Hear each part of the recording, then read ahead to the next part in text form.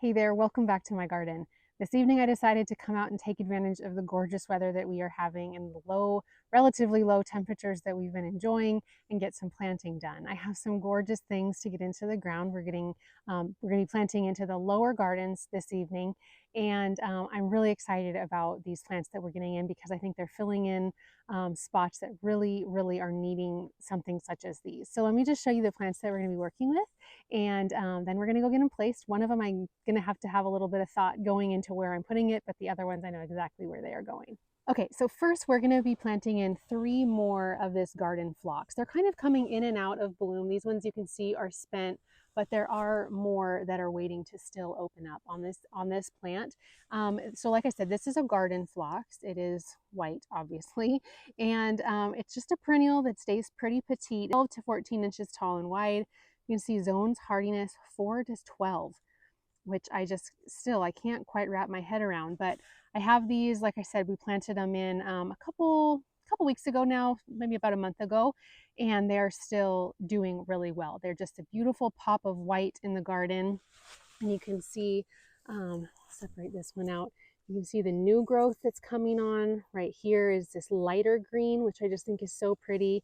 And even when they're starting to fade out, they just still give, like I said, that pop of white in the garden, which I am really enjoying. Okay, and we also have 2 Green Mountain boxwoods that we're going to be planting in. These are in 2-gallon containers, and these were such a good deal when I got them. They were only like $6.25 or something because they were on clearance.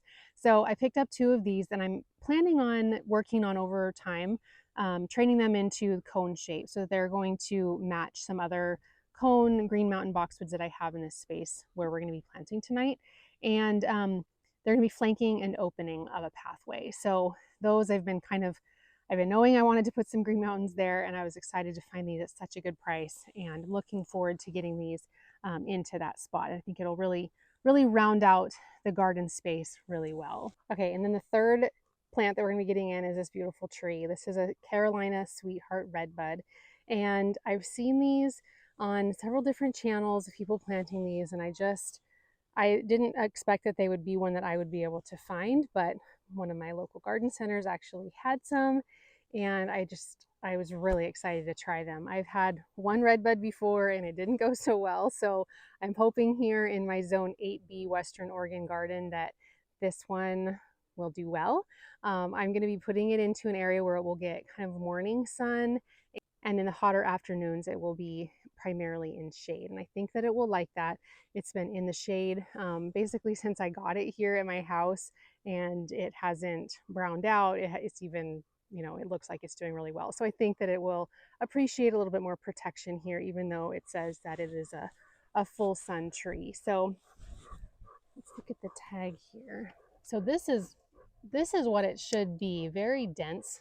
This one is a little bit more, I don't know, loose in its habit, but so we'll see what it does over time. But 20 to 30 feet tall and wide, so we'll see if it actually does that. I'm expecting it will probably stay a little bit smaller, but pink flowers followed by the attractive variegated foliage, which you can see.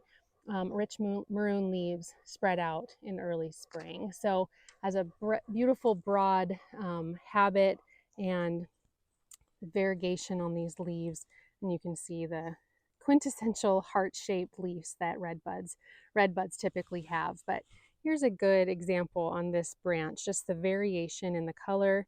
You can see the variegation in this one, and then how dark this one is, and then how beautiful reddish purple the new growth is, even down to the beautiful stems being kind of this maroony purple color. It was just too beautiful to pass up and to not at least try. I was really excited to find this one, and it really wants to get in the ground. It's been kind of tipping over. I think it's a little bit, the root ball seems kind of small for how big it is on the top. So I'm hoping that as I get it planted in, I may leave the stake in and see if that can help it.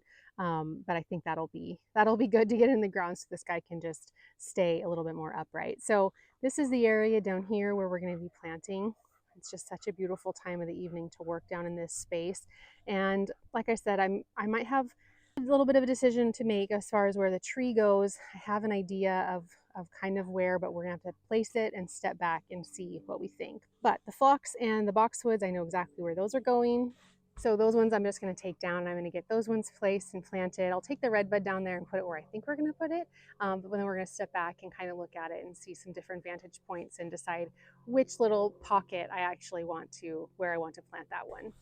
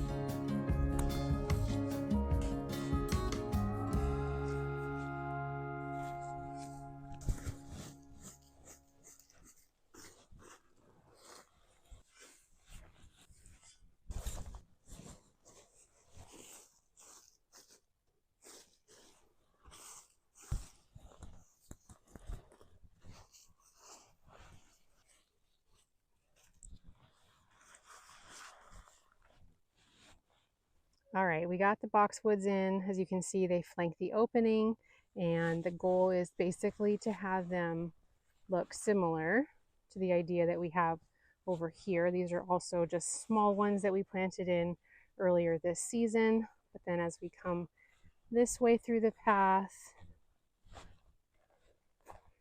you can see there's two on the side of this path, and then kind of hard to see because the one on the left is a little bit covered by the Caryopteris that's right behind it, but then there's two on the side of that pathway as well. So the goal is to have, as you come down this path, that you would see two boxwood cones at the end of the path, and then this one here on the left would match up with the one over there on the other side, and those would also be, that would also be in a cone shape. So then we also, as you saw, got the phlox in after planting them in and then realizing that I didn't like where they were, mostly because this pathway had gotten kind of undefined, I guess, and I was planting them way too far back and realized I could move them forward and then they wouldn't be crowding this little pink profusion salvia that was just a seedling, and I transplanted it here not too long ago, and it's now blooming and looking beautiful.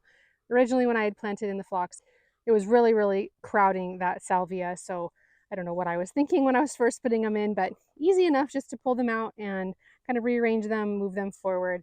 This one may be a little close to the spirea that's behind it, but I don't think that'll be a problem. These ones are just a little variety. I can't remember the name of them, this spirea. So it's not a huge grower. So I think that they'll be fine. But you know, as I always say, time will tell how these ones do. But I'm happy to have a little bit more white down here in this garden. And then as you saw too, I did put down some of my compost, just garden mulch that I got last summer actually, and I had it in a pile right here in this new garden area, and just kind of salvaged a little bit of that before I put in that bed so that I could use it to mulch around these new plants. So I have those 3 in, and then the 2 boxwood.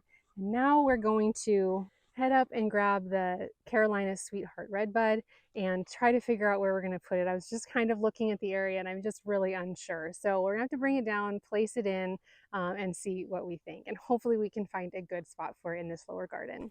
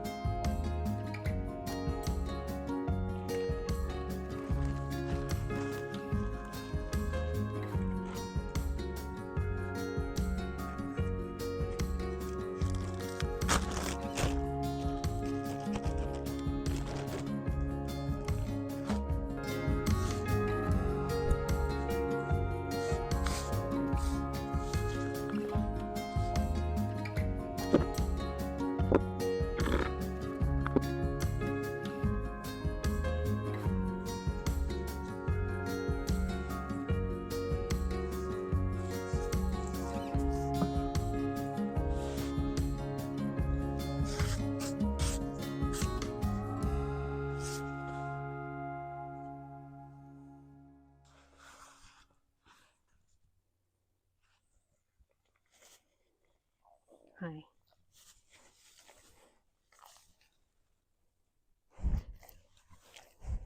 Hi.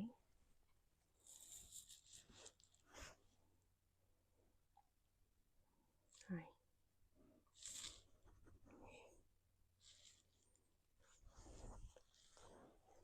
What's this about? Hi. Good boy. Did you get a ball? Where's a ball? Did you bring me a stick? Did you bring me a stick? I don't have anything. I don't have anything. What this? Wanna go get this?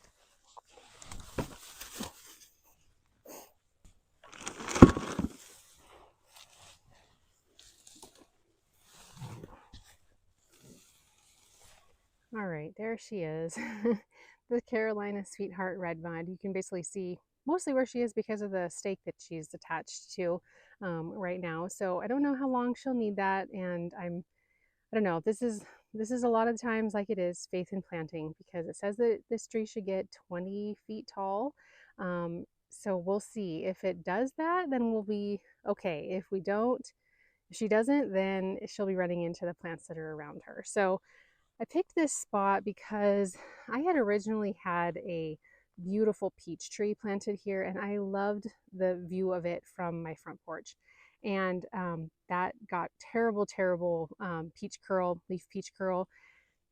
leaf curl. And so I took it out, and I knew that I wasn't one to have a plant that I had to spray yearly in order for it to do well. So I took that out, and I've just missed having something tall right here.